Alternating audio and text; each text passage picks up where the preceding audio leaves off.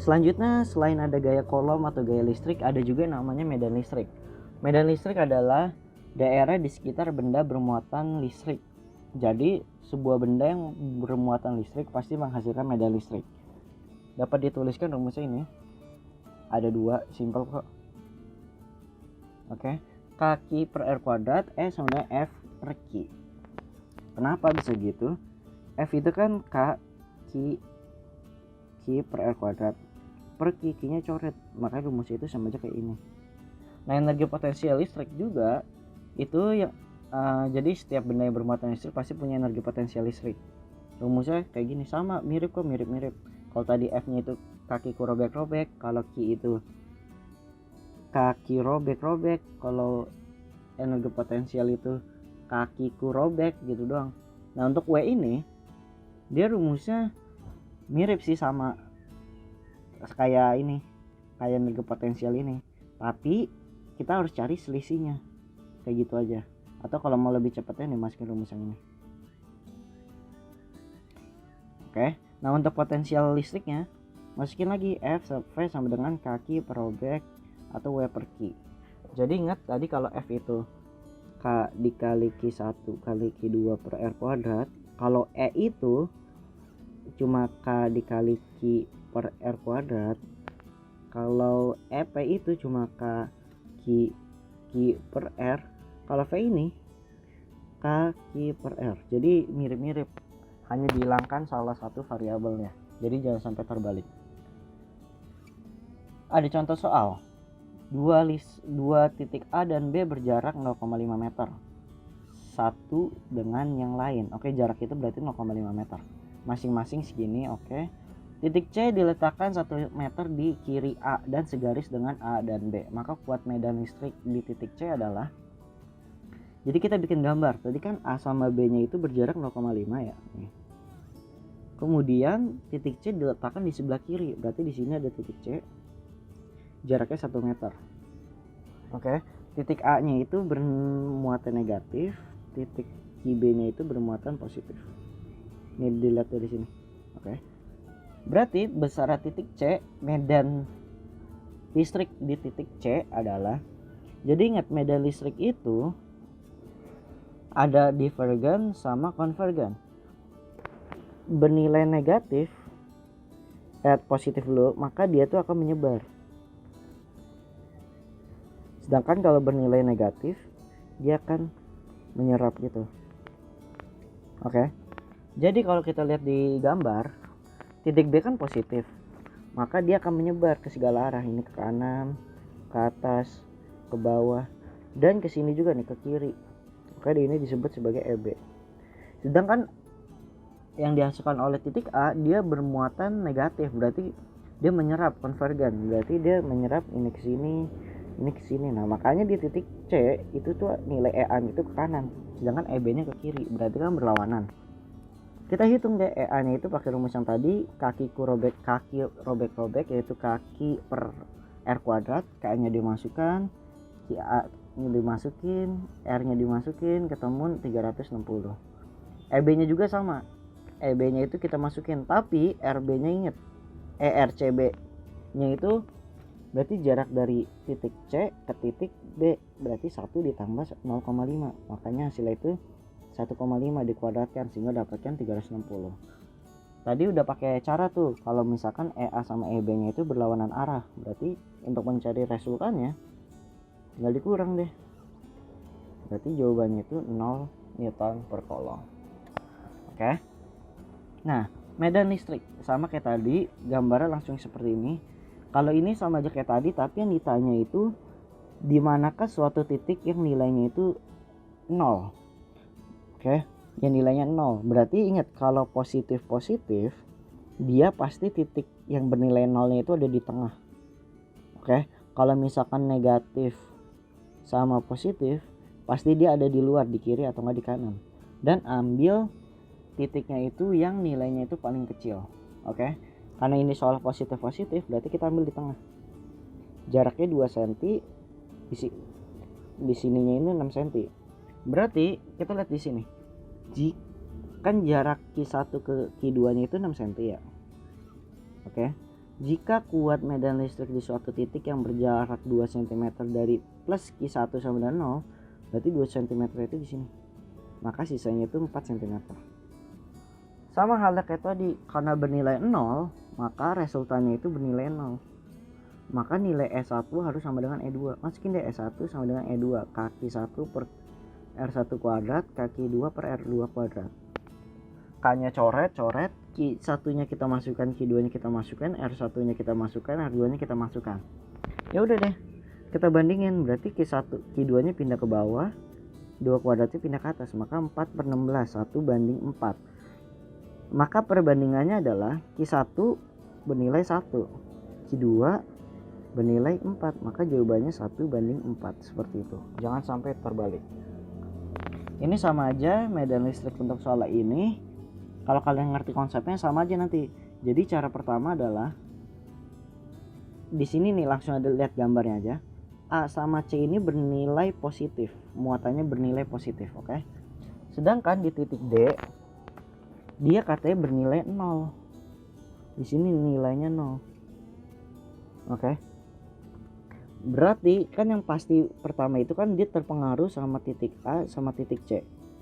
Titik A itu ke bawah karena kan dia positif, berarti dia menyebar.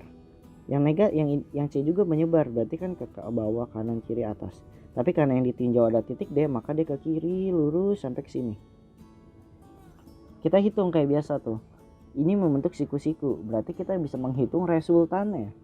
Masuk lagi ke bab vektor kelas 10. Resultannya masukin akar kuadrat. Dimasukin, nah ketemu nilai E-nya itu akar 2 EAC maksudnya.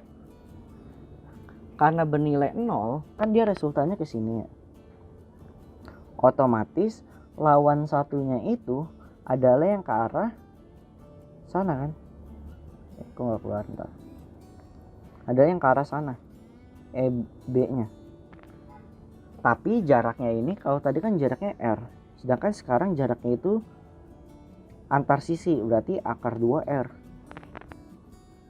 Nah di sini E-nya itu udah ketemu akar 2 EAC. Ya udah, karena bernilai 0, maka nilai E ini harus sama dengan nilai EB. Ya udah, masukin rumus ini. E yang pertama itu kan nilainya sekian nih, sama nih. Nah untuk EB-nya ini masukin kaki per robek-robek. R-nya ini kan jaraknya akar 2R, maka akar 2R-nya juga dikuadratkan. Maka K-nya dicoret, Q besar per akar 2 kuadratkan 2 Q. Ya udah, ini udah ketemu Q-nya itu minus 2 akar 2 Q. Seperti itu. Oke, baca pelan-pelan aja kalau misalkan masih bingung. Nah ini sebenarnya ada sangkut pautannya sama di materi sebelumnya nih. Jadi listrik statis itu kan ada gaya-gaya listrik yang tadi udah Mimin sebutin. Kalau ini tuh kalau bernilai positif dia tuh bersifat divergen. Kalau bernilai negatif itu bersifat konvergen. Jadi ketika ada negatif sama negatif, maka dia akan tertarik. Ini positif atau negatif? Oh sorry, ini positif nih. Ini positif sama negatif. Positif akan memberikan gaya listriknya itu ke yang negatif. Sedangkan yang negatif itu kan tadi sifat itu menarik ya, makanya dia akan menarik dari segala arah. Kayak gitu. Sama halnya kalau tolak menolak. Kalau tolak menolak kan positif. Berarti dia ini nggak mau nyatu karena kan dia tolak menolak. Ini kalian bisa aja pahami sendiri ilustrasinya. Dan ada hukum Gauss. Hukum Gauss ini menjelaskan tentang garis-garis gaya listrik atau flux listrik yang menembus suatu permukaan tertutup. Ini sih sebenarnya cukup simpel ya, tinggal hafalin rumusnya aja. Karena kalau untuk soal ini konsepnya ini nggak terlalu ribet seperti yang di gaya listrik sama medan listrik itu. Nah kita masuk ke contoh soal aja, langsung ke latihan soalnya. Bola A dan B bermuatan listrik statik dengan K sama dengan 9 kali 10⁻9 Newton meter kuadrat per C kuadrat seperti pada gambar. Oke. Kuat medan listrik di titik P. Oke, ini ada di tengah-tengah ya. Ya udah langsung aja. EA berarti K QA per R kuadrat. Langsung aja 9 kali 10⁻9, QA nya itu 10 kali 10⁻8 per R nya ini 3 cm diubah ke meter. Berarti sama aja kayak 9 kali 10⁻⁴. 9 nya coret, maka Ki A nya itu didapatkan 20 kali 10 pangkat 13,5 Newton per C. Oke, benar kan? Minus 4, 13,5 ya. Nah, untuk yang mencari untuk EB nya sama kayak tadi, 9 kali 10 pangkat 9 dikali Ki B nya itu 5 kali 10 pangkat minus 8 per 3 cm juga, berarti 9 kali 10 pangkat minus 4. Coret, maka EB nya itu didapatkan 5 kali 10 pangkat, bentar, ini sama aja ya, berarti 5 kali 10 pangkat 5 Newton per C. Karena di soal ini suruh nyari resultan kuat di titik P nya, kita lihat di sini positif berarti dia menyebar, maka di sini EB. Dari A nya dia menyebar ke segala arah, maka kesananya itu ada EA. Karena di titik P ini dia arahnya itu berlawanan kanan kiri, maka tinggal dikurang 20 kali 10 pangkat 5 dikurang 25 kali 10 pangkat 5, berarti 15 kali 10 pangkat 5 kan. Ini udah berarti sama aja kayak 1,5 kali 10 pangkat 6. Nah, ini emang agak sedikit ribet karena ini mainin konsep bukan rumus. Nah, selain itu ada juga kuat medan listrik dan potensial listrik di bola konduktor berongga. Ini masuk ke hukum Gauss. Jadi kalau di sini tuh ibarat gini. Di sini ada bola. Nah, di sini nih yang warna ini itu tuh ada muatan listrik yang tersebar. Sedangkan di dalamnya itu kosong.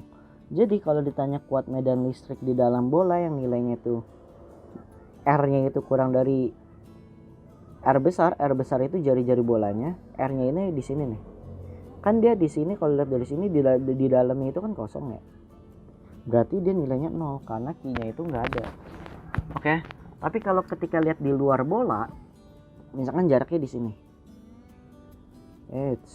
Ini di sini.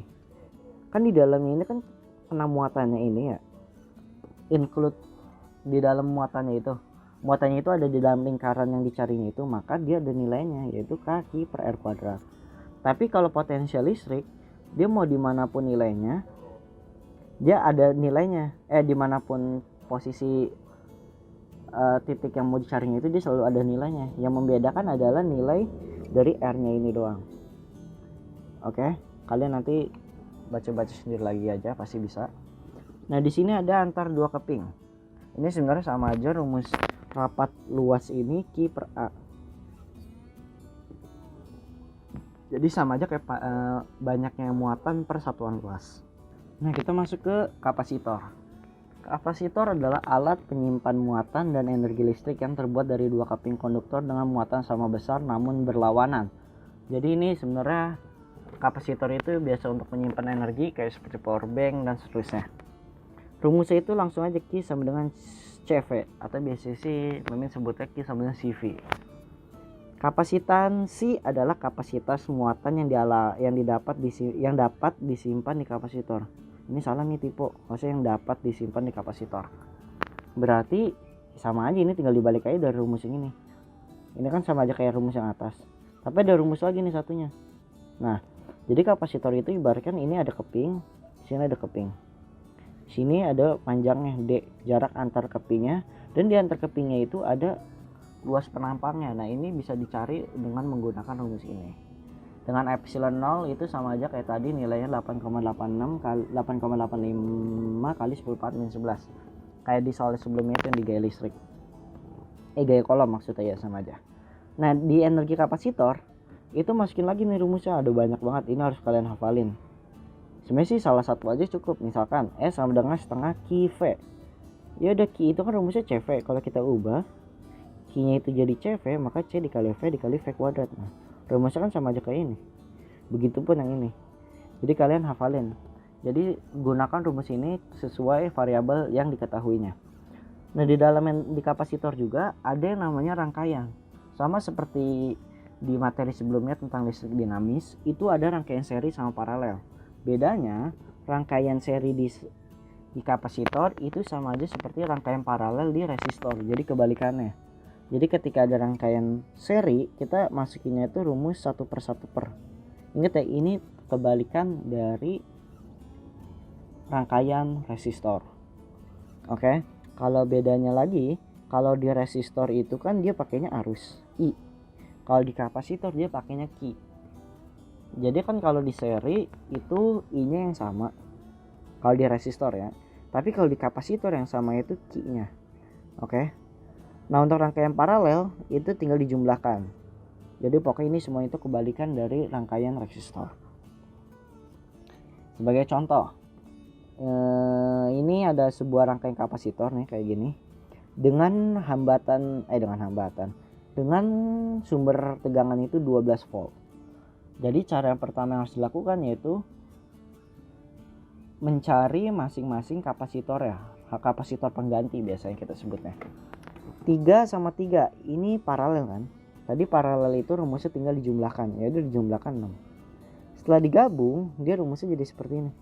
6 ini adalah hasil dari kapasitor yang tadi, paralel tadi. Berarti 1/6 plus 1/3. Kalian nanti dapatkan C totalnya itu 2 mikrofarad. Oh ya, ini satuannya mikrofarad. Karena yang ditanya adalah beda potensial antara Y dan Z. Y itu di sini. Z itu di sini kan. Berarti kita harus mencari yang namanya itu muatan yang mengalir. Oke. Muatannya itu rumusnya Q sama dengan C dikali V kan kayak tadi. C-nya itu 2 mikrofarad dikali V-nya itu 12. Berarti kan 24. Karena tadi satuannya masih mikro, maka di sini mikro kolom juga. Oke. Jadi Q-nya itu 24 mikrokolom. Nah, karena yang ditanya potensial, kita balik lagi ke rumus yang tadi. Kita balik lagi. Q per C. Q-nya ini tetap 24. Kenapa tetap 24? Karena kan kalau dilihat dari sini ini seri. Kalau seri, ingat tadi syarat seri itu Q-nya itu sama Q1 sama dengan Q2. Maka Q1-nya itu kita gunakan sama aja kayak Q total 24. Per C-nya itu adalah yang ditanya. Di antara Y sama Z itu ada 3 mikrofarad. Makanya kita gunakan ada 3 mikrofarad. Sehingga didapatkan 8 volt. Dan soal ini adalah soal SIMAK UI 2013. Nah, kita masuk ke latihan soalnya. Besar energi kapasitor total pada rangkaian. Ingat, kalau total berarti kita tetap cari, yang harus kita lakukan pertama adalah mencari kapasitor totalnya, rangkaian kapasitor totalnya ya. Berarti langsung aja, ini 1 berarti 2 ya. Berarti kalau kita gambar ulang seperti ini simple banget kok. 2 2 2 2. Di sini kan yang tadi yang hasil dari paralelnya tadi. Dan ini masuk seri. Kalau seri itu sebenarnya bisa pakai rumus cepat, yaitu C per M, khusus untuk yang nilainya sama ya. Jadi C-nya itu kan tadi nilainya 2 per banyaknya nilai 2 itu ada 4. Berarti nilai itu setengah farad. Untuk pencarian energi kapasitor kita masukin aja rumus tadi, W sama dengan rumus apa? Setengah CV kuadrat.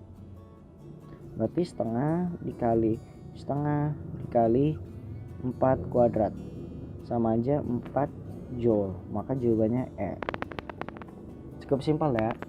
Jadi kalian memang harus banyak-banyak latihan soal, karena ini rata-rata sebagian besar itu masuk ke konsep, bukan ke rumus-rumus aja. Oke, kalau ada pertanyaan silahkan tanya di DM Instagram, atau bisa langsung chat aja di kolom komentar, atau chat ditanyakan di grup diskusi dan lain-lain. Sekian pembahasan dari BEMIN untuk materi ini. Sampai berjumpa di materi selanjutnya.